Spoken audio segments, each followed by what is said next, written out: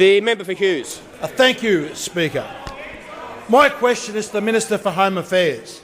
Will the Minister update the House on the importance of a strong, united and consistent approach to protecting Australian borders? And would a change in this approach affect Australia's national interests? The Minister for Home Affairs.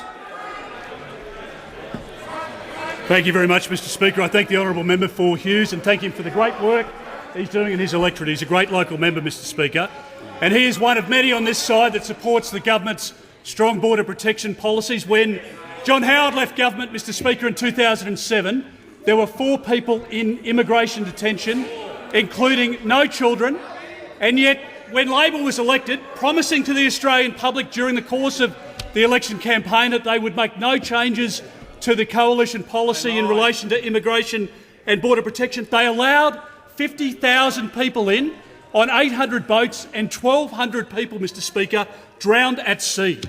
Now, we're hearing exactly the same rhetoric from this Leader of the Opposition as we heard from Mr Rudd and from Ms Gillard. And, Mr Speaker, as sure as night follows day, if the Labor Party is re-elected at the next election, the boats will restart. There is no question, Mr Speaker, there are certain limbs of our policy which cannot be changed, and if they are, the boats will restart.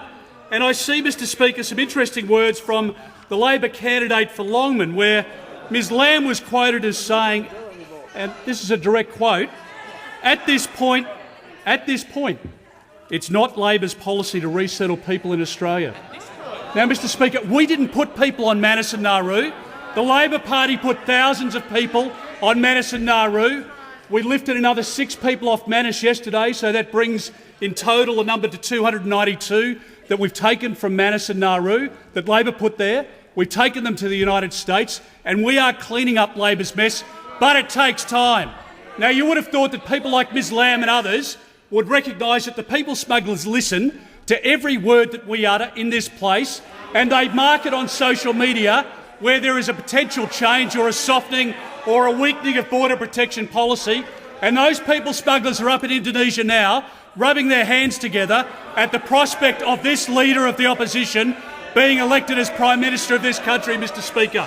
If Labor brings people from Manus and Nauru and basically raises the white flag, they are sending a message of defeat and encouragement and, dare I say, aspiration to the people smugglers in Indonesia, Mr Speaker.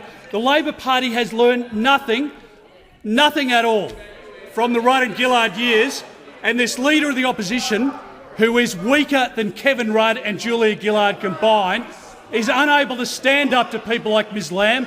So if you're in Wamburan or you're in Caboolture or you're at the Burpengary Tavern having a beer tonight, have a look at what's happening in Europe at the moment, where hundreds of thousands of people are trying to make their way across the Mediterranean.